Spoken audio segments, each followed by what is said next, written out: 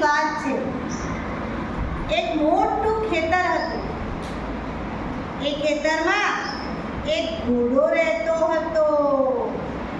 તેનું નામ હતું રાજુ. રાજુ ઘણું શ્રમિક અને શાંત સ્વભાવનું હતું. એક દિવસે ખેતરમાં એક નાનો કૂતરો આવ્યો. તેનું નામ હતું ટોમી. તે ખૂબ ઉછળકૂદ કરતો અને રમતો હતો. તો આ બંને ખેતરમાં હવે સાથે રહેવા લાગ્યા. તો ત્યાં આગળ જોયું તો આ બંને વિચારતા હતા. પહેલા ટોમી વિચારતો હતો કે હું આનો મિત્ર કેવી રીતે બનું. ત્યારે શરૂઆતમાં ઘોડાને પણ થતું હતું. આનું નામ હતું રાજુ.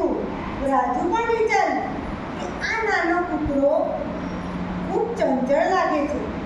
શું મને એ શાંતિથી રહેવા દેશે ખરા? પણ થોડા દિવસોમાં ટોમી રાજુ પાસે રમવા લાગ્યો. ટોમી રાજુના પગ ઉપર બેસી જતો તો ક્યારેક તેની પીઠ ઉપર ચડી જતો.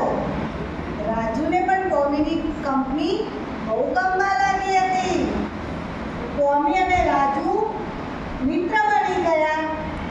એક દિવસે ટોમી ખેતરમાં રમતો ખોવાઈ ગયો.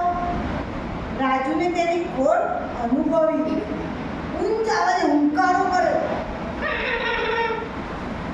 ત્યારે ખેતરના માલિકે અવાજ સાંભળ્યો. માલિકને થયું કે અવાજ શેનો છે?